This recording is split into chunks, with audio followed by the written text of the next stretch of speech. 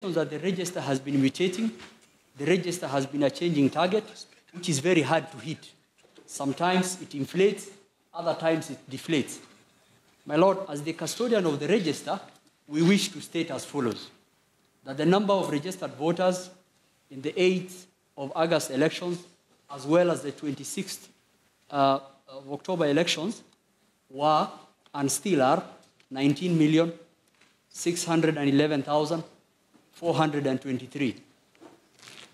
I repeat again, my lords, that the number of registered voters in the Republic of Kenya for the purpose of the 8th of August elections, as well as the fresh presidential election that was conducted on the 26th, is 19,611,423.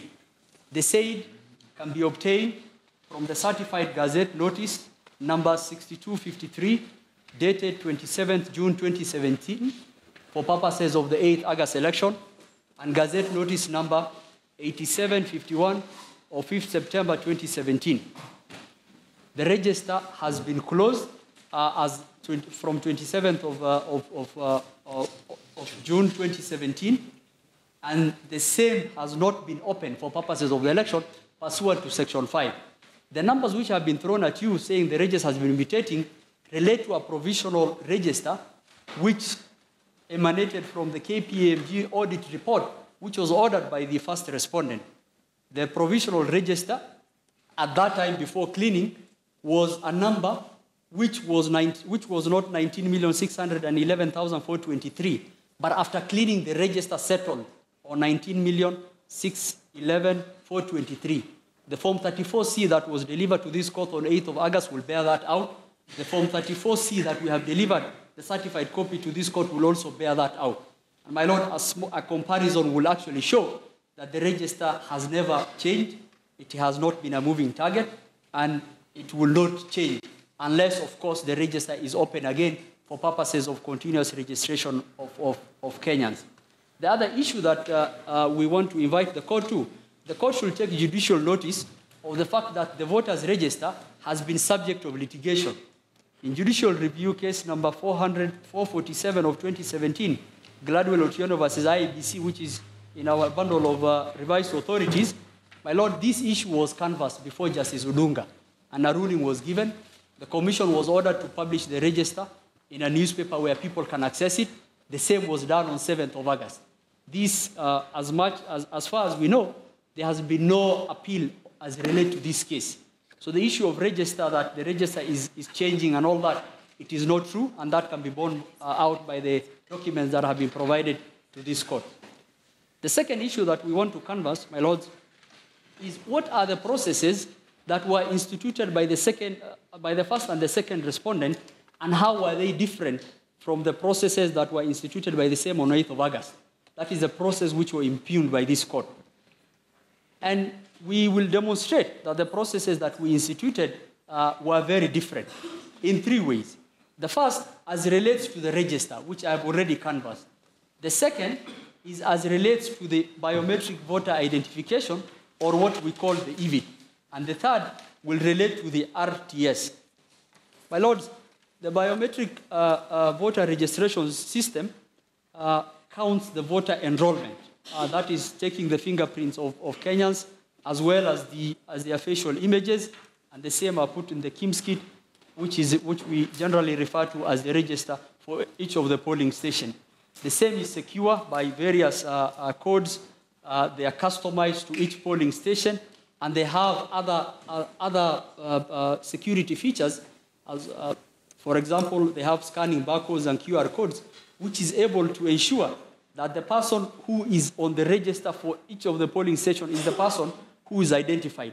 No person who is supposed to vote in a different polling station can be identified by any of those schemes, because those schemes are, as I had explained to you earlier, those schemes are localized for those number of Kenyans. As it relates to the RTS, we put in place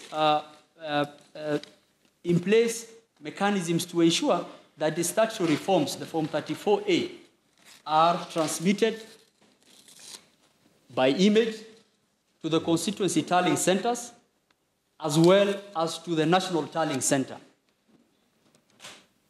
The Form 34Bs were also transmitted through a secure platform, and the same was uploaded for the whole world and Kenyans to compare with the results of the Form 34As.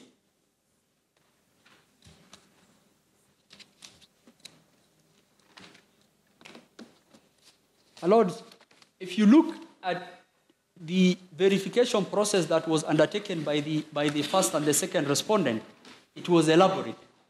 The verification process that was undertaken was a 4-tier verification process that involved the following. The first, at the point of counting, of manual counting, agents are present. Form 34A are filled thereafter. After the forms are filled, the same are scanned, and the images are sent to each of the constituencies, the 291 constituencies. After the images are sent to the constituencies, the same images are relayed to the county, to the National Tallying Center at Bomas. The same form is pasted at the door of each polling station, which is an added measure of security. No complaint has been raised about that process, about the process that has been undertaken as relates to that verification. You transmitted the images of those forms? We transmitted all the images of those forms, both to the county constituency tallying center as well as to the national tallying center at Bomas. From all the polling stations? From all the polling stations which reported on that day which voted, which were 92% of the 40,883 polling stations, my Lord. After that was done, an additional measure was put in place. The returning officers were mandated to compare the returns of all the 34As before generating the B. A 34B was generated by the returning officer. The same was transmitted through a virtual private network, a secure network, to the National Tallying Center at Bomas. Thereafter, the returning officer, together with some of his officials, were mandated to come with the original physical copies of all the Form 34A and 34B to the National Tallying Center to present the same to the National Returning Officer, who is the chairman of the commission. Once they arrived in Bomas, a few processes happened, my Lord. The first process that happened, copies of those forms were taken, and agents were invited to compare the originals with the copies the agents had. A verification, an elaborate verification process was undertaken by the chairman, and the same together with the agents of the political parties who were present. After the verification process was concluded, the physical copy of Form 34B was presented to the chairperson of the commission. On presentation of the physical copy of the Form 34B, the chairman compared the returns of the A's with the B's, and thereafter signed a handing over report. My Lord, we have done a scrutiny of all the Form 34Bs which were presented to the chairman. The same are annexed to the affidavit of Silas Njeru as SN4. And my Lord, if you look at it, what we undertook is a serious exercise, a self-scrutiny exercise.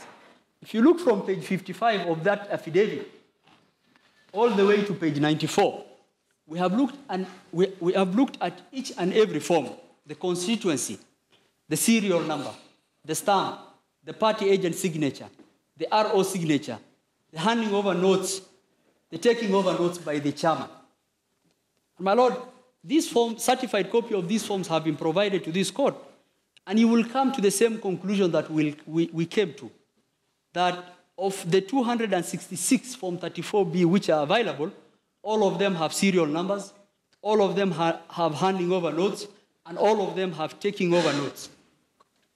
You will also come to the conclusion that 25 constituencies whose election was postponed, as explained by my senior Kamau Karori, did not have any Form 34B. It is only after that has been done, then the chairman officially announced the result at Bomas.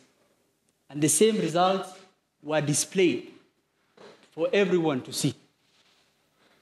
My Lord, this is a 4-tier process. And why do we say it's a 4-tier process? The first scrutiny process is at the constituency, where the agents are filling the forms. The second scrutiny process is when the RO transmits, the PO transmits all the A's and the RO transmits the B to the portal where someone can compare if there is any variance between the 34A and 34B. The third level of scrutiny is the physical forms are brought to the National Tallying Center for actual verification. And the fourth and the important verification process is the KIMS logs, the KIMS authenticated voters report was provided to all the agents, including the server logs, to authenticate whether the number of people who are authenticated through that KIMS process matches with the Form 34A. So, my Lord, if you ask question, if someone contested the authenticity of a 34A, because the idea is technology was used to ensure that there is a control mechanism when the manual processes fail. Because manual processes, there is human intervention, and with human interventions, errors might arise and other issues. To the question, what if someone contested the original Form 34As? What if someone contested? Do you have a fallback mechanism to actually prove the persons who are indicated as the persons who validly voted in that A is the same as what is in the A? My Lord, there is a control mechanism.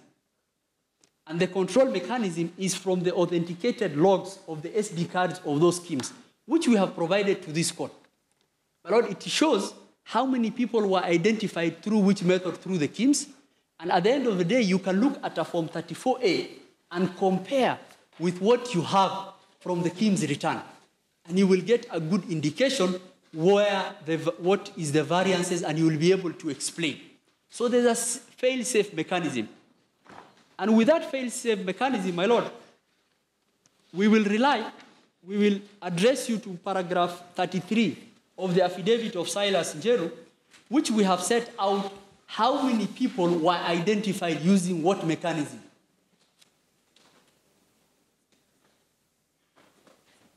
We have done a beautiful table for you on the voters identified using biometric search. And I explained those are the voters who were identified initially through their thumbprints, the ones who were identified through a documentary search and later on through any of their fingerprints, the 10 or the 9, and the ones whose ID could not scan the MRZ scanner, but we entered their ID numbers, and thereafter when their details came up, that is their biographic details as well as the biometric, then we tell them to put their fingers. The number of people who are identified in that way is 7,364,360. 96% of the total number of Kenyans who went through the polling stations were identified using fingerprints. And my Lord, there is a lot of confusion, and last time I pointed out, it is, unless you understand how the KIM system works, is a bit confusing. There are submissions from the petitioners that 1.6 million people were identified alphanumerically, which means that we must have a 32A to back it up. Nothing can be further from the truth. In fact, the alphanumeric search they are talking about is a 2-layer identification. We enter your ID, your details come, I explained last time, because the kit is looking at 7,000 fingerprints, but when we localize only for 10 fingerprints, it actually lowers the ability for it to reject someone whose fingerprints are there. Then we tell you, okay, your details have come up, put any of your fingerprints, then we identify you like that. And out of that, 96% of the people who passed through the polling stations were identified through the fingerprint, which gives you a good indication. 96% is an A+. I think that's a good indication, my Lord. Mr. Mahati, that alphanumeric identification. Yes, my Lord. Is it shown in the KIMS? It is shown in the Kims. as having been identified by... Yes, it is shown in the Kims. In fact, I will... no, you don't have to do that. Is it there? It is shown. In fact, when you look at it is there. When you look at a Kims log, Yes. it has all the identification mechanism. Yeah. So when you look, and my lords, you can look at the log and actually read it. It says the polling station opened on this date, this hour. The PO name is this is ID number, and it shows FP, fingerprint identification. If someone went through FP, fingerprint identification, then it shows hit, fingerprint identification, hit. Then when someone goes to alphanumeric, it shows alphanumeric, then it says hit. And in fact, from looking at the log, you can actually see, you can just count. From the log, you can count 1, 2, 3, 4, 5, 6, 7, up to how many people were identified. And it shows that who was identified through biometric, who was identified through alphanumeric, and who was even identified by documentary search or alphanumeric, but with supervisor's override. And it will say override, PO's override. Because the PO, your details can come up, but if any of your fingerprints cannot be able to take it, the PO has to enter a code because he has seen your details to allow you to vote. It will also show that. And the number of persons we put to you that who are not identified through the fingerprint is only 4%. Even though those people were identified also through the KIMS kit, because you go through an alphanumeric search, your fingerprints don't come up, then what do? The PO calls the agents. He says, can you see the details of this person? Is this his ID? Can you see all his fingers are here? But he's a Kenyan who does manual job. He's a Kenyan who is an old age whose fingerprints are not working. So what you see, it's him, his ID, have you compared? Are you okay? Can I do the override? Yes, override is entered. And if you close down to how many people were actually identified through the KIMS kit, it is 99%. Only 78,124 Kenyans were identified through a complementary mechanism, which is 2 Kenyans per polling station. My Lord, we put it to you that the chairman and the IEBC took the question you put out to them and the chance you gave them to redeem themselves very seriously. 99% of the Kenyans who went through that system were identified through the KIMS kit. We can back that up. We have given the documents to the court. There is an Excel sheet which the KIMS back-end logs, which we have provided to the court. And a cursory look and say, in fact, we have even given an explanation to the court on how they can read the logs, the transmission logs, the ones which transmitted the data when the polling closed. We have given the information to the court, how many people were authenticated through any of those. So to the question that you have put to us, and what if someone says that the Form 34As or Bs, for one reason or another, are disputed in terms of the integrity, we have a backup fail system. We have a control system that can give the court an appropriate guidance on how many people were identified. And the question that 1.6 million people were identified in any other way that people don't know, it is not true. We are the custodians of that system. In fact, the fourth respondents were complaining us giving a lot of documents to the court. The petitioners are complaining that we are not given enough documents, and that shows that we are good arbiters. Everyone is hitting the chairman and the IEBC from all sides. And we have given everything to the court so that this court can make a just determination on this matter. The IEBC and the chairman do not have favorites. No one likes them, and they want to do their duty to the court. My Lord, that is the first issue that relates to the verification process. My Lord, another question was raised as relates to the authenticity of the forms that were uploaded into the system. My Lord, that allegation can be found in the affidavit of Boniface Otieno, and he does some analysis of the resolution of the quality of the form. My Lord, it is the same thing. We believe he does not understand how the KIMS lenses and the KIMS pictures work. My Lord, we want to tell you that the KIMS has the ability to have several pixel resolution. It has different settings for several pixel resolution. It has 0.345, it has 0.07 megapixel, 1.92, 5.03. Depending on how the PO set it, it will take different pictures. And the second thing, and more importantly, the KIMS kit is a stand-alone infrastructure that there is no one who can actually bring in information to it. In fact, at the end of the process, the kit reports, and the whole day it has been reporting how many people have been authenticated, how many people has it sent, and all that. And at the end of the day, all those logs are available, and you can see the only person who has access to it is the PO.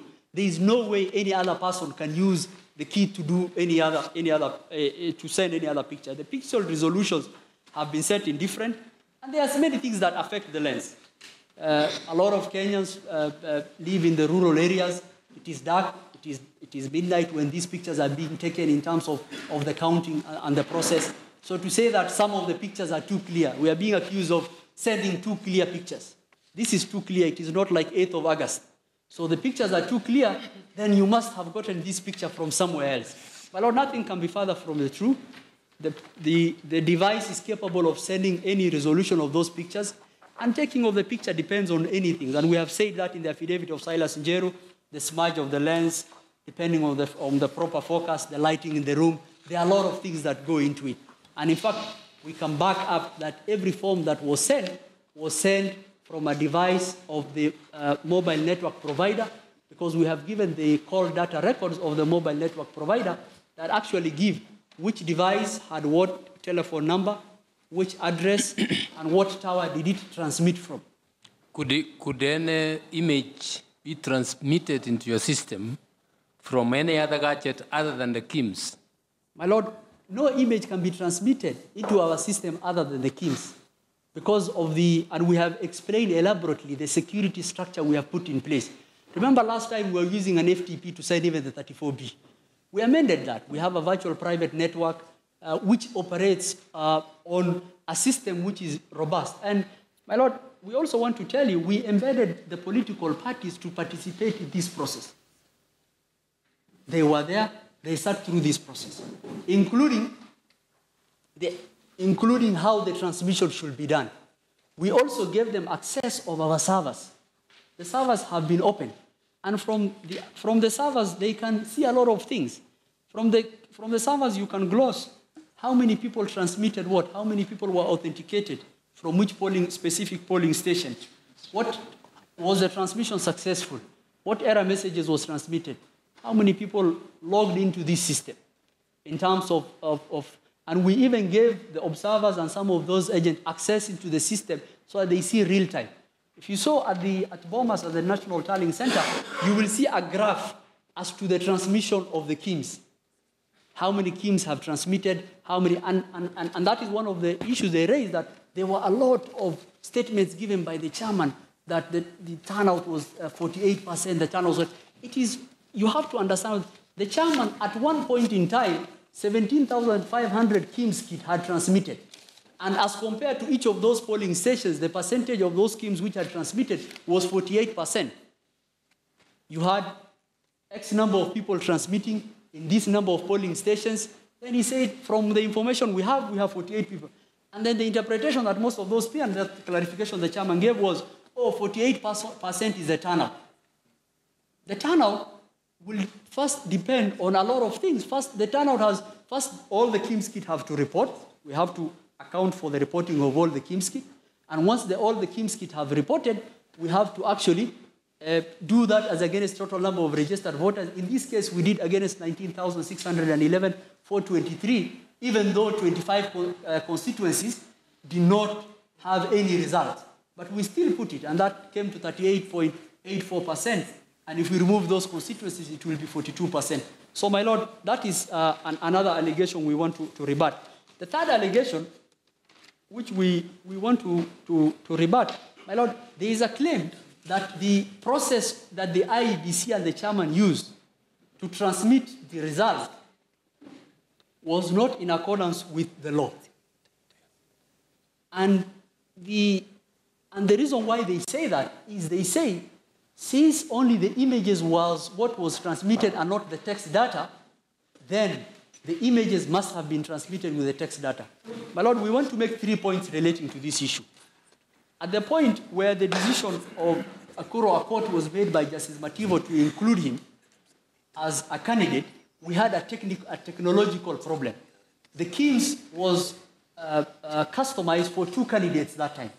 Then we had to put all the candidates. The service provider said they will need at least 30 days for them to customize for everyone. And my Lord, we had double constitutional imperative. 143 telling us you must conduct election within 60 days. And most importantly, an order by this court. This is a constitutional imperative timeline, double. 143 saying we must conduct the election within this period.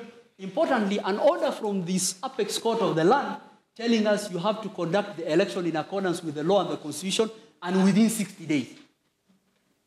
My Lord, the effect of actually waiting for 30 days to do this was there would have not been election because we would not have been able to customize the system. But was any party disadvantaged because of this? No. All the images of the forms were transmitted from all the polling stations. The same was tallied, and the same was verified for all the agents and anyone who wanted to verify. So, my Lord, we say, as against a regulation and a double constitutional imperative, especially a prescriptive constitutional timeline, we say the double constitutional imperative takes precedence. And anyway, no one was actually prejudiced. We managed to do within the results within the time that we actually managed to do. My Lord, the final issue that we wanted to address are allegations on Form 34As, which have been changed, which have been, especially in the scrutiny report. My Lord, we have answered each and every allegation. In fact, you will find out the chairman and the commission took their work seriously because at the close of the result, they did an audit. They compared the KIMS results with the Form 34A. And the places which they show, the places where the chairman felt that there is an issue to be looked at, he actually did. We have annexed letters that he has written to the DPP on a few polling stations and internal letters which he has written to these officers to explain the small variances which we actually noticed that could not be explained. My Lord, we want to put to you that the variance is not material. It is 2,842.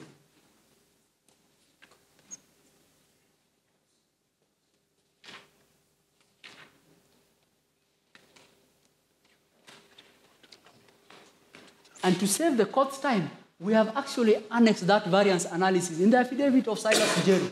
We have looked at the 34A, we have looked at the KIMS, we have looked at the variance, and we have tabulated. We have also attached the letters that the chairman did to the relevant authority to investigate those issues.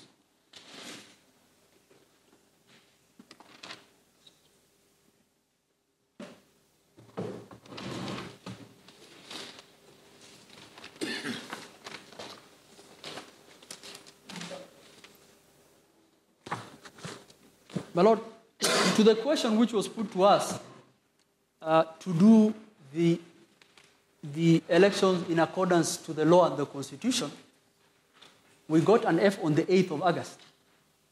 But we believe in the receipt that we did, we passed with flying colors.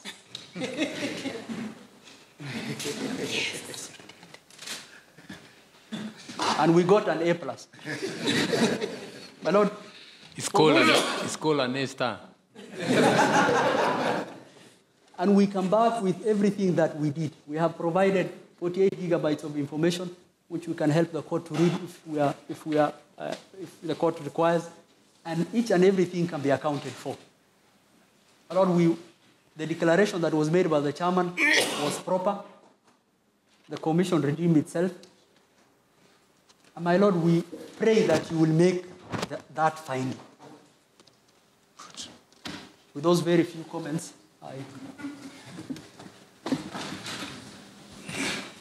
I shall remember your way and manner of submission by you putting it to the court.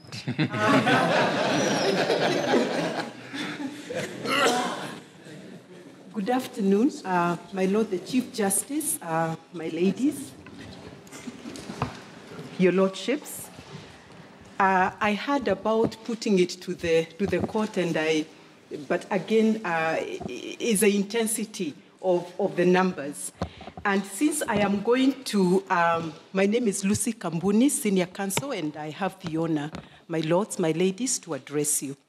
And my lord, since I am going to negotiate for a few more minutes, I will pass to you a message that a Kenyan sent to us about the question you asked, the numbers. You asked, what would be the position if you allowed the 19 million voters to come here and address the Supreme Court for 1 minute?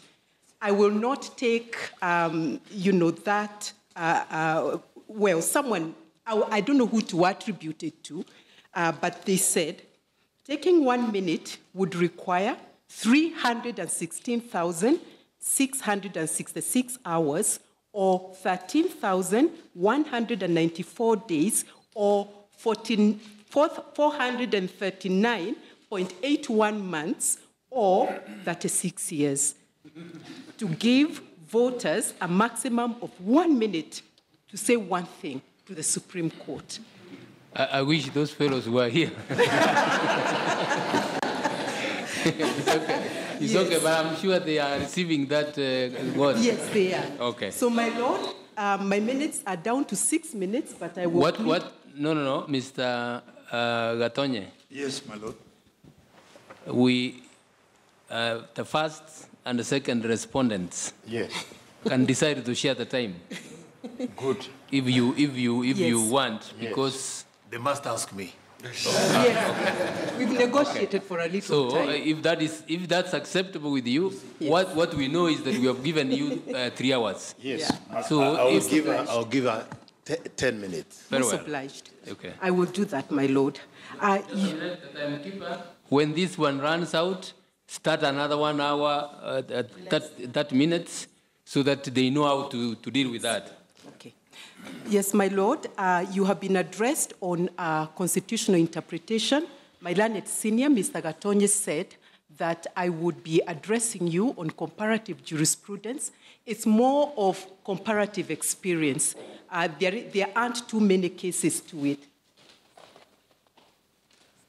And my lord, for this, I will principally be relying on some authorities that we have filed in volume 3 of our list of authorities, and it is a further bundle of authorities. You have been addressed on constitutional interpretation, but there is an aspect of constitutional interpretation that we submit that the Supreme Court ought to take on board, and that is the prudential. And the prudential looks at factors that are external to the interests of the parties in the petition, more to support the public interest. And so we are looking at efficiency of government operations, the sustenance of the polity that we call Kenya, so that if we do not then have a substantive president for several months, it means that the polity is grounding towards, is sliding towards a direction that all Kenyans should be concerned with. Your Honors, the other reason, of course, would be your decision of the 1st of September 2017. That must be obeyed. Apart from that being a prescription of law, constitutional, there is a sense in which it is also prudential, because we cannot have orders of the court being disobeyed. It means then the country would be at risk of going into anarchy if orders were not obeyed. So there is that sense. Then in addition to that, my lord, if you look at the Constitution, Article 134 of the Constitution, for example, that provides that a person who holds the office of the president or who is authorized in terms of this Constitution to exercise the powers of president during the period commencing on the date of the first vote in a presidential election and ending when the newly elected president assumes office may not exercise certain powers of president. And they are specified in Clause 2, namely nomination or appointment of judges. I had hoped to apply, but I saw a cancelled across, and I knew why it was cancelled. Because, my Lord, we require the president actually to appoint those judges that are nominated by the JSC. In addition to that, even appointment of public officers is at risk. High commissioners, cabinet secretaries can't even fire even a cabinet secretary. That is what it means when we do not have a substantive. Well, we have a substantive president, yes, but he is unable to exercise all the powers that the Constitution gives him. And that is something that ought to worry us as a nation, so that when we nullify a presidential election, it has to be on very heavy and sound basis. But again, I am happy that as IEBC, we have learned and we have improved, because that muscle, that is the electoral law processes, must be improved and strengthened. And so we learned from the mistakes that we made.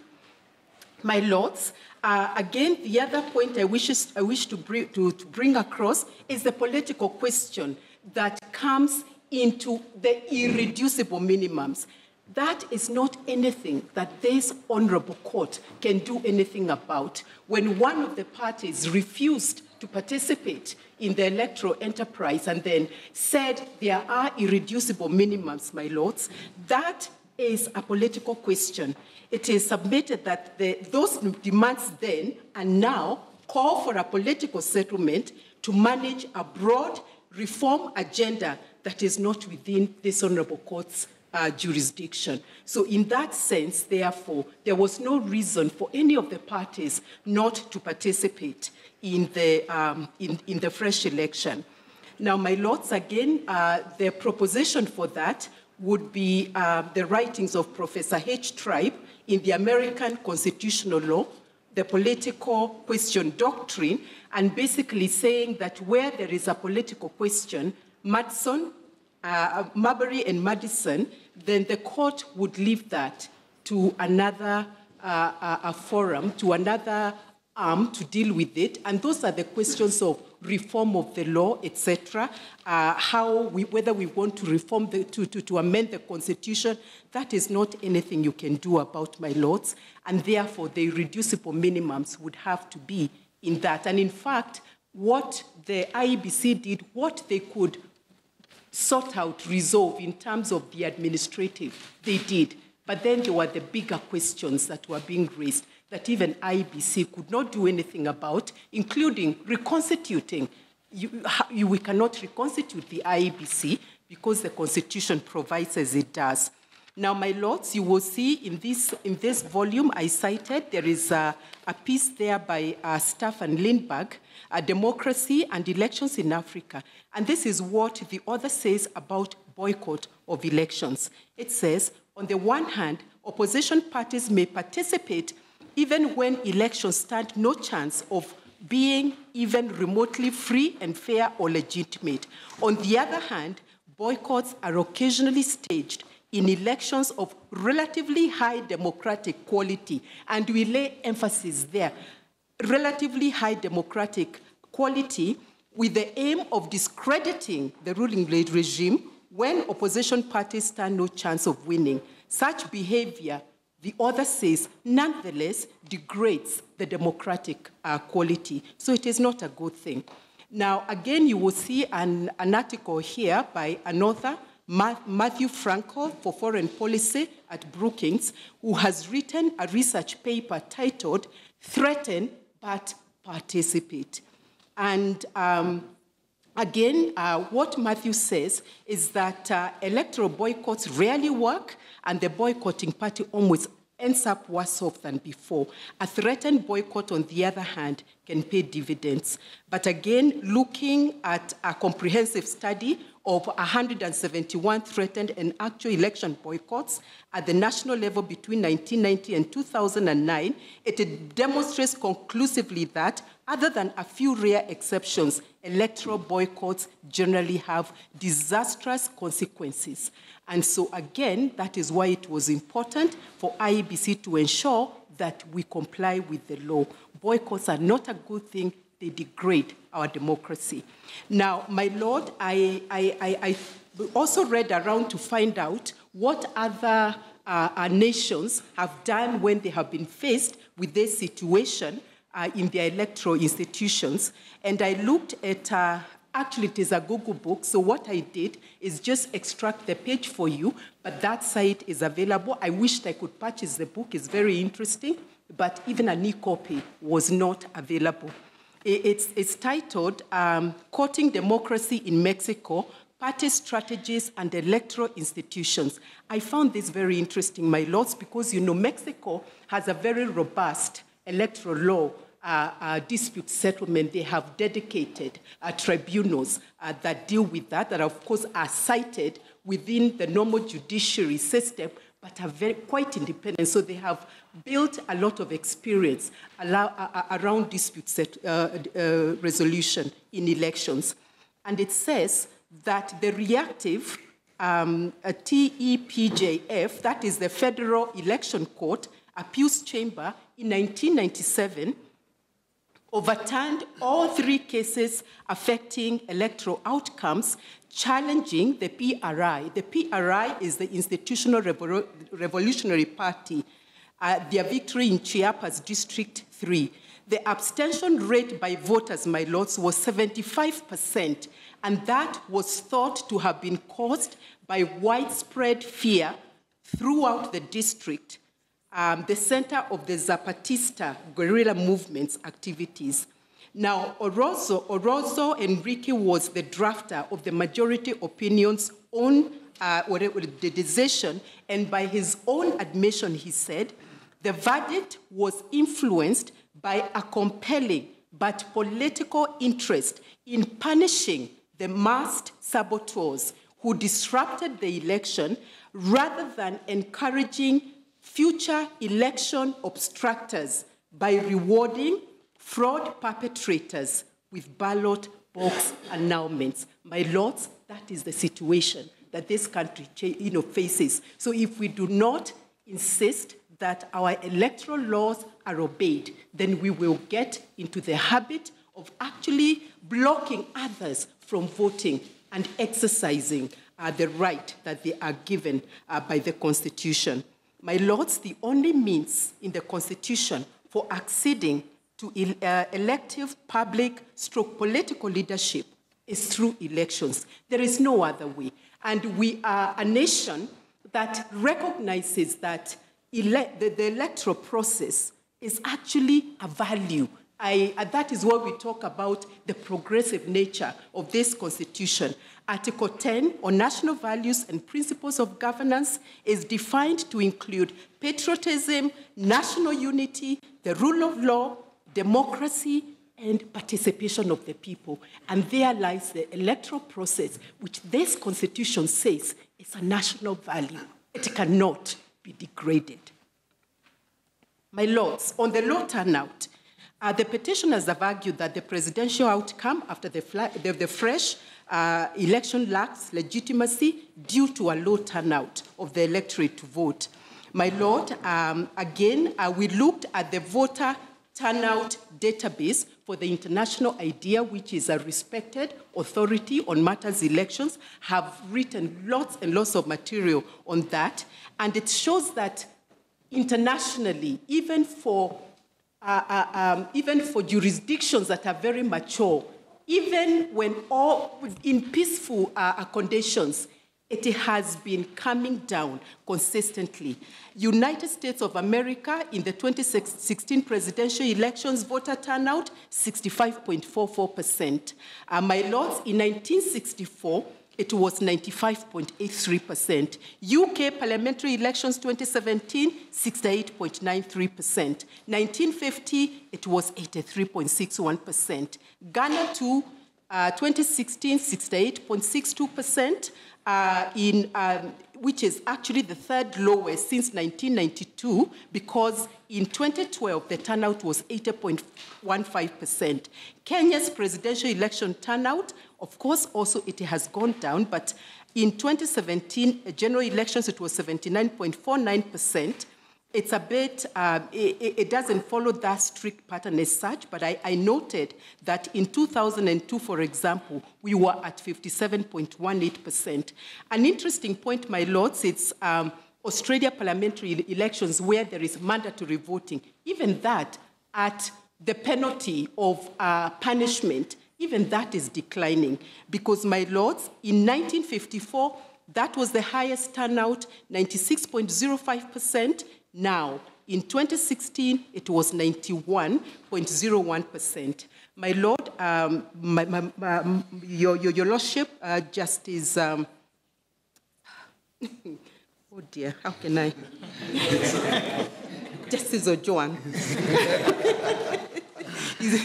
Yes, he noted that there is a trend to have lower turnout during the second round, as opposed to the first round, and again, the voter fatigue. That, indeed, is the position.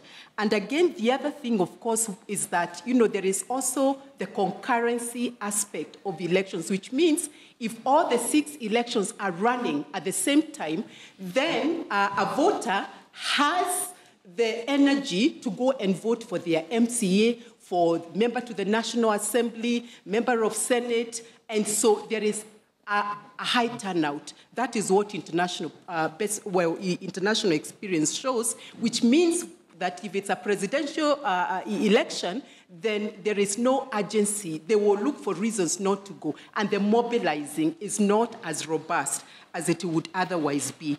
My lords, again, the other point that is very important is a question of legitimacy, particularly in low turnout, that has been urged.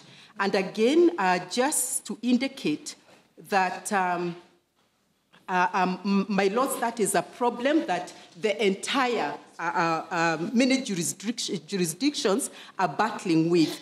And I looked at 2 articles, and I will end there because my learned friends, my colleagues, are telling me I've taken too much time. But James Landale, who is the deputy political editor with the BBC, looked at the UK setup, the British elections, and said that they were sailing in turbulent constitutional waters, and that one of the big dynamics of the next parliament then would be a tension between what is legal, what is constitutional, etc.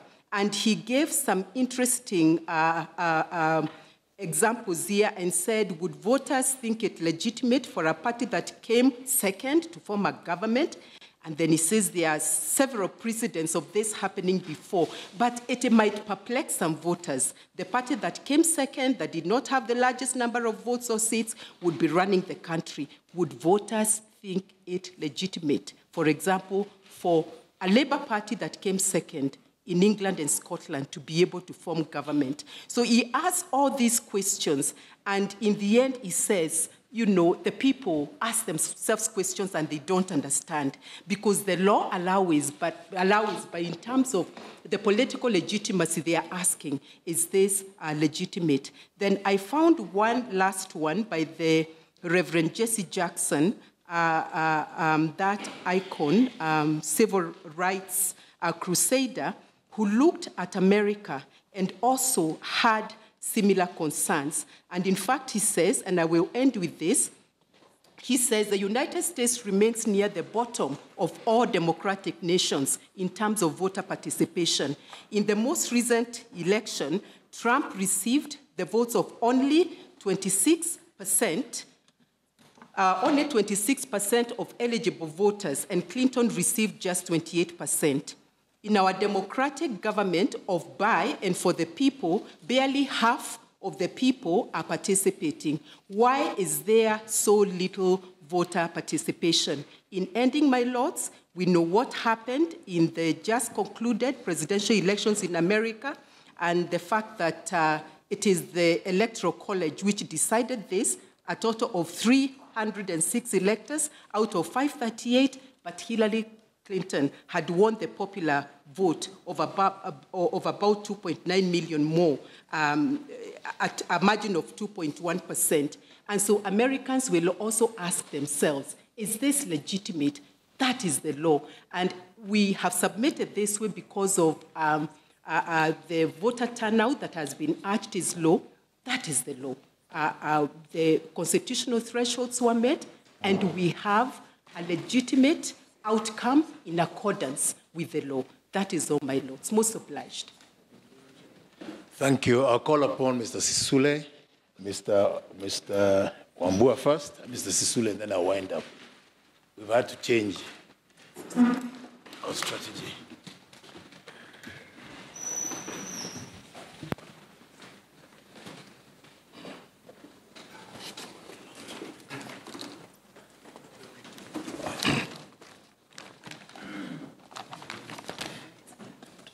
My Lord the Chief Justice, Your Ladyship, the Deputy Chief Justice, my lady and my lords, I've been away from this court for a very long time. I'm glad to be back. Welcome back. Thank you very much. My lords, I'm going to address you on 3 issues. These issues, I must admit, Mr. Kamau Karori has also addressed you on them. I'm going to give a different perspective, but not contradictory to what Mr. Kamau Karori has said. Neither will I repeat what Mr. Kamau Karori has said. My Lord, the first question, which Your Lordship actually framed a little earlier, was whether the nomination of candidates of the 8th August election expired with the nullification of that election result on 1st of September. I just want to go straight to that issue, using slightly different perspective to what Mr. Kamau Karori did say here. My lords, as Your Lordships have observed in your advisory opinion number 2, a presidential election is indeed a process and not an event. This is done in a plurality of steps. It is therefore necessary, my lords, maybe at this particular time, to start unpacking this particular process in order to identify the actual stages, identify the primary actors at each stage, and the relevant laws applicable to each stage. Why would I want to do this? This way, then we can contextualize your decision of 1st September 2017 when you ordered the commission and the chairman to go and repeat that particular election in strict conformity with the law and the Constitution. My Lord, it is my submission that a presidential election, just like all elections, is preceded by the preparation of a register of voters.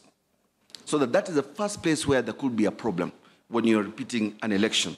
So we start with the preparation of register of voters. This is a commission-driven process. It is guided by Articles 88 and 136(1) of the Constitution, Sections 3(2) and 5(15) of the Elections Act. After that process is done, the output is a certified register of voters, which is the first likely problem in the election process of a president. The second area that follows the certification of voter registers is the conduct of party primaries, in which political parties identify political party candidates. And this process, and for independent candidates, of course, at that time, they just express an interest. This is a political party process, driven process. It is guided by Section 13 of the Elections Act, and the output after that, my lords, is a political party issues a nomination certificate to the political party nominee. Of course, for the independent candidate, he nominates himself. The third process is the declaration of an initiation of a presidential election. This, my lords, again, is driven by Section 14 of the Elections Act. It's a commission-driven process, and the output is a gazette notice declaring the holding of a presidential elections and the milestones involved in between that gazettement and the actual holding of the election. The fourth stage in this plurality of events is a presentation by political party candidates or independent candidates of their respective credentials to the electoral management body, for the electoral management body to determine the eligibility of these particular candidates for the intended presidential election. This is an Article 137, 138 driven process, and it's a commission process. There are two outputs from that particular process, and these two outputs are going to be very, very relevant in determining the expiry of that nomination. The first output in that particular stage is a nomination certificate is issued by the electoral management body to the candidate. And secondly, there is a gazettement of that particular candidate by the EMB to notify the whole world that this particular candidate will now be a candidate for that particular elective position. My Lord, this is followed by a campaign period and campaign activity. This is a candidate and political party-driven process. It is governed by the Electoral Code of Conduct, the Election Offences Act, and related legislation. My Lords, I have tried to scratch my mind about what the output is. I believe the jury is out there on what the output is for the campaign period. But my Lord, then comes the actual voting day, when actual voting processes do take place. This is Article 136 driven activity. The stakeholders here are, of course, the commission, the candidate, and the voters, together with other stakeholders. The output of that particular process is counted votes for each candidate. Not declared votes, counted votes for that declared candidate. I could actually call it counting and tabulation. The next process then comes to be the transmission of results of those counted votes. This is guided primarily by Section 39(1)(c) of the Elections Act. It's a commission-driven process, as you've been explained to, and the output is a determination of a result, and hence the winner of the election. My Lord, that is followed closely by the next step, which is the declaration of the result. Independent of the first determination, this declaration of the result for purposes of the presidential election is guided by the National Returning Officer, who's the chairman of the commission, and it is an Article 138(10) and Sections 39(1)(d) of the Elections Act. This is followed by a dispute resolution mechanism under the guidance of this court. This is an Article 140 process, and the output is either the stakeholders of the Supreme Court, together with the candidates and other parties, or any person who can petition the Supreme Court. The output is either nullification of the election or dismissal of the petition. The nullification of the election has its consequences. Ultimately, the last step in this plurality of events is the swearing in of the president-elect. This is a Chief Justice-driven process guided by the Constitution, and the output is a duly elected President of the Republic of Kenya. It was necessary to go through those processes with clarity in order to show that, as per your advisory opinion number 2, invalidation of an election can occur on account of either one of these processes or a multiplicity of them. So that in conducting the fresh presidential election, the question ordered under Article 143, the question will be what duty or what parameters should the election management body use to determine which of these particular activities in the plurality should it undertake. In other words, we all know that the August 8th election was nullified by this court on 2 accounts and 2 accounts only. 1, results transmission, and therefore determination of the results of that election. Those were the 2 things that nullified the 8th August election. It was not about the voter register. It was not about nominations. it was not about even the votes counted.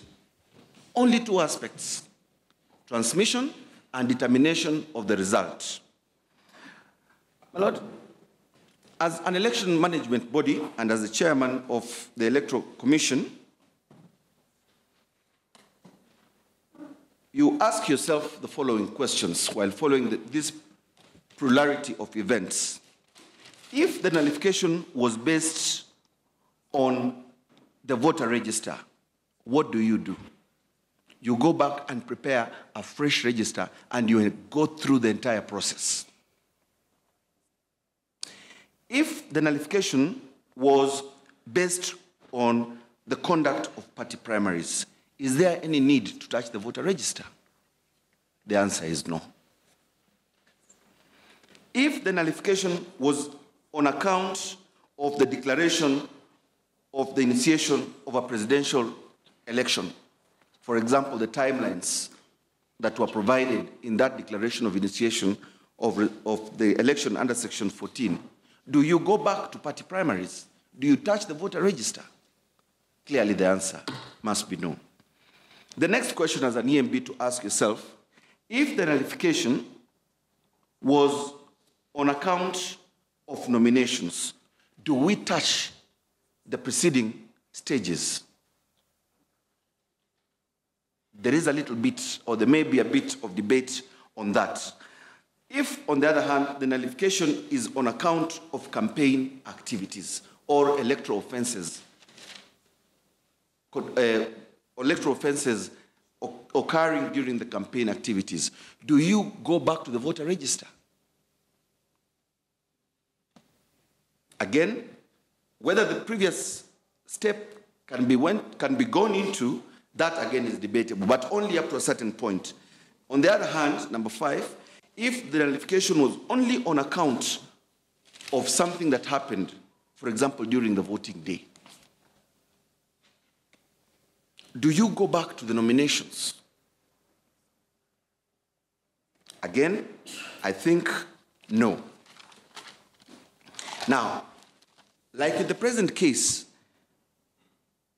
the nullification was only on account of result transmission. Does it make sense to go back to nominations? The nominations were not impugned. Nobody has said that they wanted to stand or were refused a nomination or that there was any problem with nominations. Is it prudent use of resources to go not only to nominations, to go back and start redoing the voter register within the 60 days that your lordships and your ladyships did ask?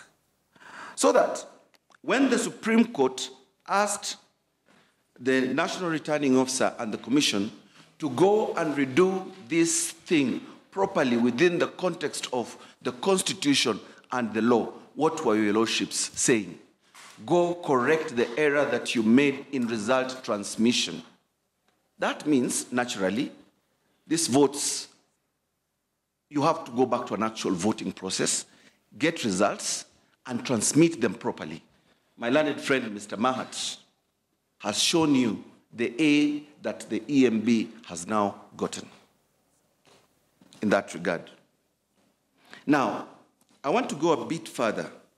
What if the nullification under 143 only relates to a declaration of results by the National Returning Officer, where the National Returning Officer has given the results of candidate A to candidate B, and the results of candidate B to candidate A. And it happened here in Starehe constituency at one time. Will the court order another election? Will the court order nominations? Or will the court order say, you did a wrong thing by giving the results of this person to this person, go back and make the proper declaration? I have a feeling that one day may reach this court, and I will not say any more on it. So that, my Lord, the decision of an EMB to conduct a repeat election must be taken within the context of what the Supreme Court ordered it to do correctly.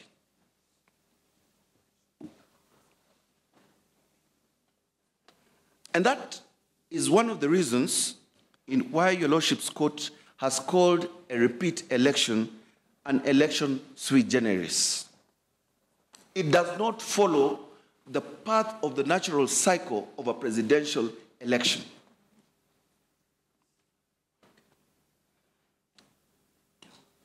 And, my Lord, Parliament itself realizes as much by holding or excluding an election under Article 143 from the definition of Section 2 of the Elections Act and the purview of Section 14 of the Fresh Presidential Act, of the Elections Act, as shown to you by Mr. Gatwanye. It's an election sui generis. However, even as you hold so, possibly it's time enough now as you make this decision to request the legislature through the Honorable the Attorney General to start considering legislation so that we don't come back to such an area. It's an area for law reform. But for now, we must find ways and means on how to ensure that it is conducted. My Lords, may I just mention another thing regarding nominations? Your Lordships, just like the election is a multi-tiered process, you will also notice that nomination is also a multi-tiered and a multi-layered process, which begins with political party nominations, which produce a political party candidate. Then, as I said earlier, the actual presentation of the candidate's credentials to the electoral management body, the issuance of a nomination certificate by the electoral management body, and gazettement of the candidate for the intended presidential election. This plurality of processes may be there to complete a nomination, or you may have one, which is the end result, which is deemed to be a nomination. And I'll show you why, Your Lordships. In this particular instance, where we are faced now, since the nomination process was not impugned nor questioned, when is it deemed that these candidates were nominated, if there was a requirement for nomination? In our submission, that deeming of nomination, because I want to come to Regulation 51 and 52 of the General Election Regulations, is deemed to have occurred at the point when their candidature was gazetted, albeit at 3 different times. That is when they were deemed to be nominated, formally nominated, to participate in the fresh elections. And there was no need to issue them with fresh nomination certificates or for them to present themselves to the electoral management body for validation of their credentials, because none of these were questioned. They had not expired.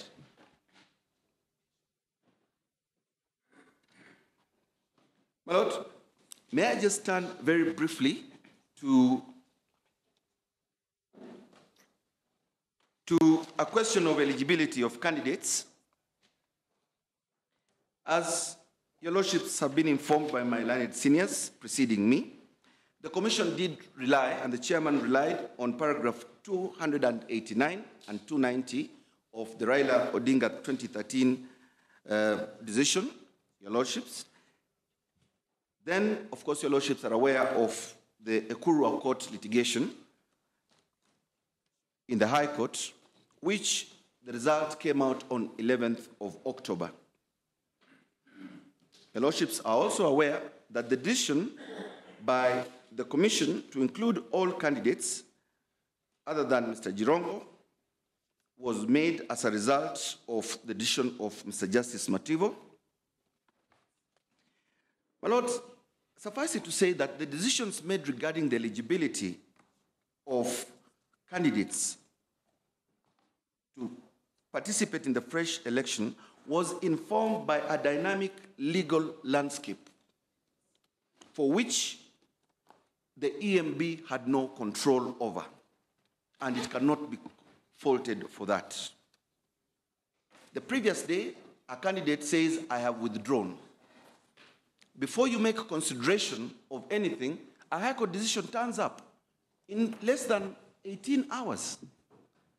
What do? You are under a constitutional imperative and a Supreme Court order to hold this particular election. You find yourself in a fluid situation which you have got to act accordingly in order to obey constitutional imperatives. My Lord, allow me, as I finish, just to talk about the withdrawal of a candidate from the repeat election, which, again, my learned friend, Mr. Karori, has also talked about, and I talk about it in a different context.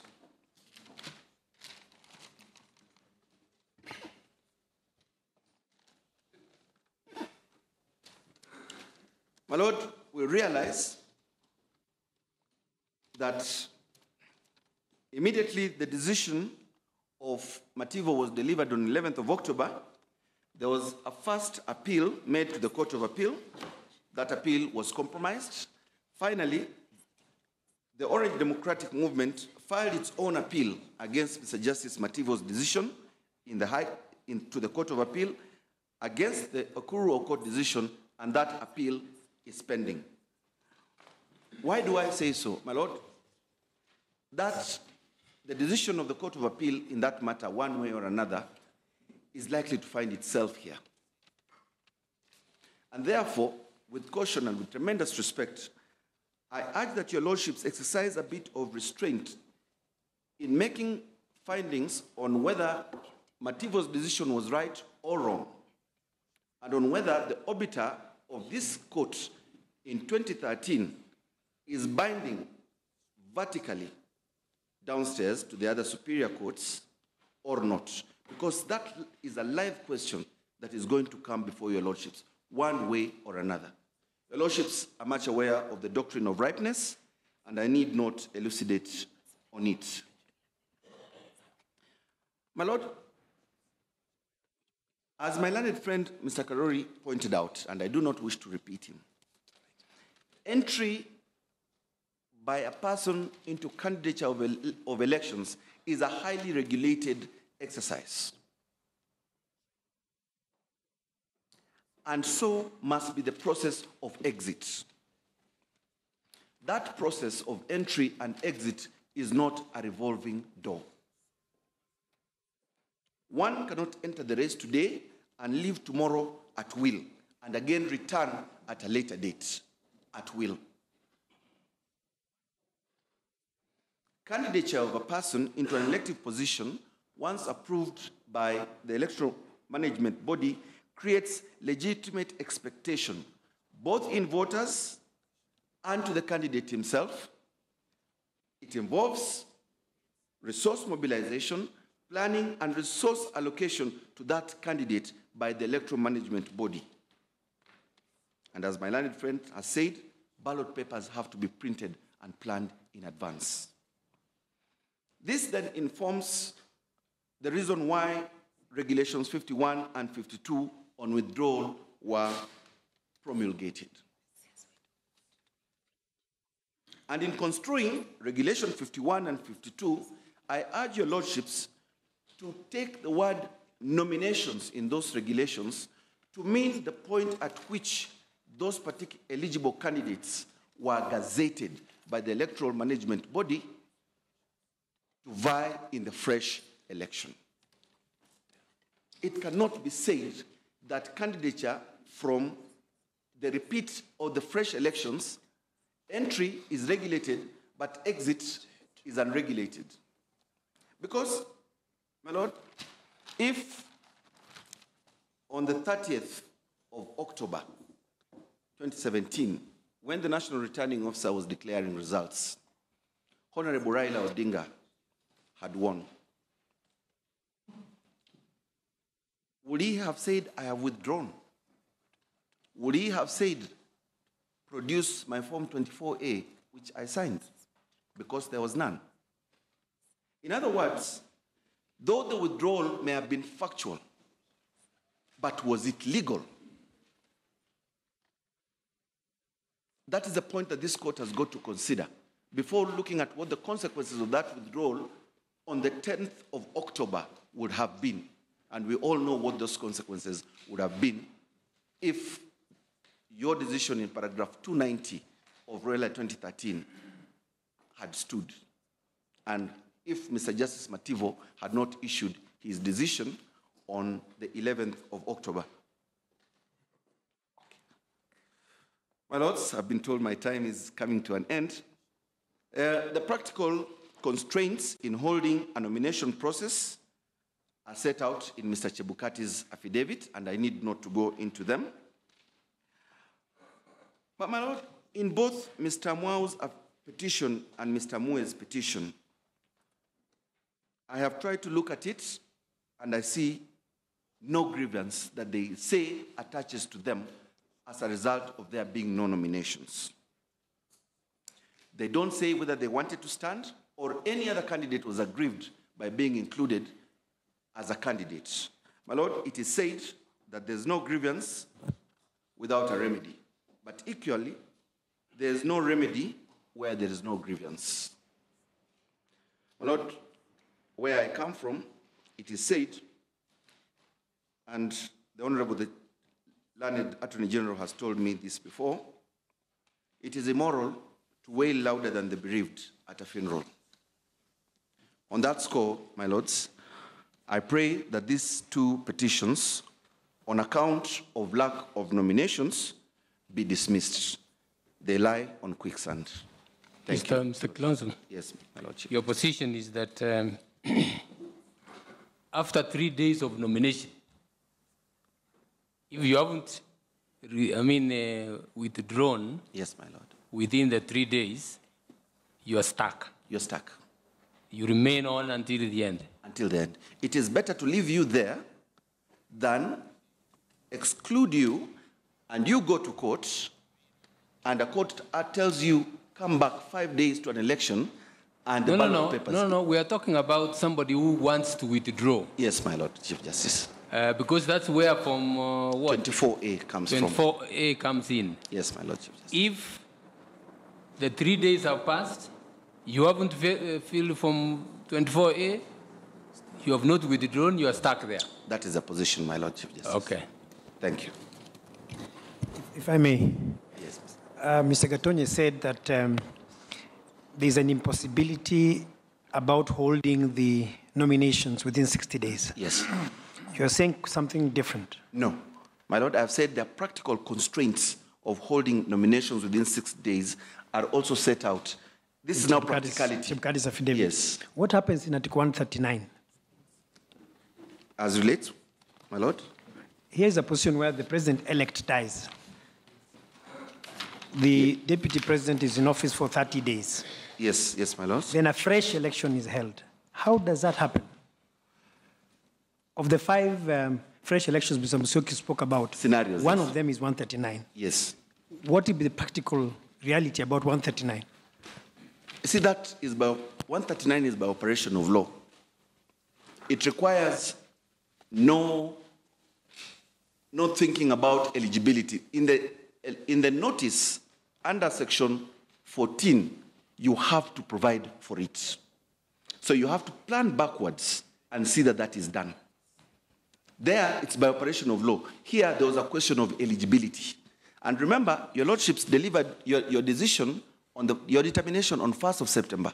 We didn't know about those reasons until 20th of September.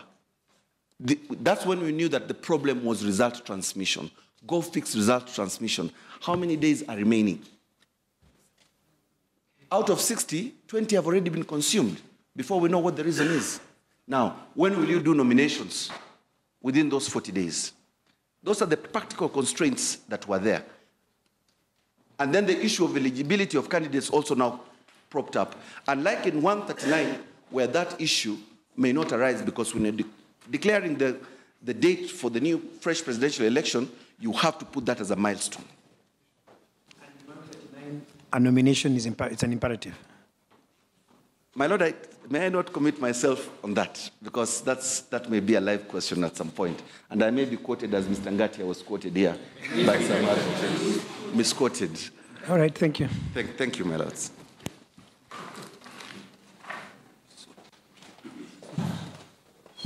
Mr. Ngatia is particular that he was misquoted.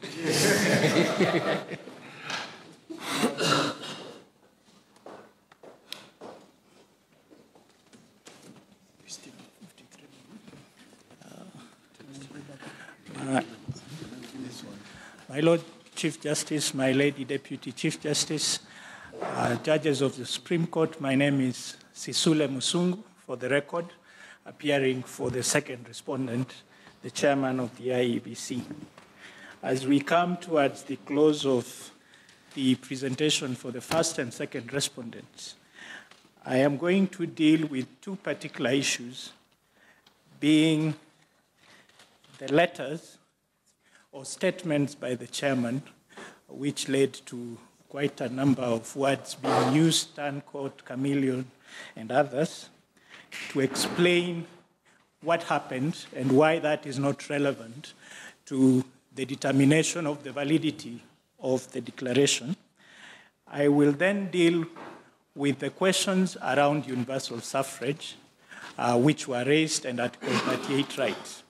But before I do that, let me just say that we believe if you take together the presentations for the first and second respondents so far, we believe that we have demonstrated that following judgment on 1st of September, there was a process that was undertaken by the National Returning Officer together with the Commission, leading to a fair and credible elections on 26th of October 2013. You will see from the affidavit of the chairman, Annexure WWC 15, which is at page 153 to 159 of his replying affidavit, the compliance matrix. Following your reasoned judgment, the Commission and the chairman went through a process where they lay out specifically how they complied not only with your judgment, but the law. And in that context, we believe, taken together with what my learned colleague, Mr. Mahat, has explained about the voters' register, the transmission of the results, and the verification, we have demonstrated that that election was carried out above board and in compliance with the Constitution.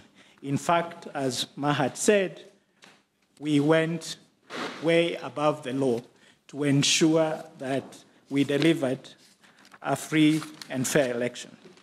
Let me start now with the question of the statements.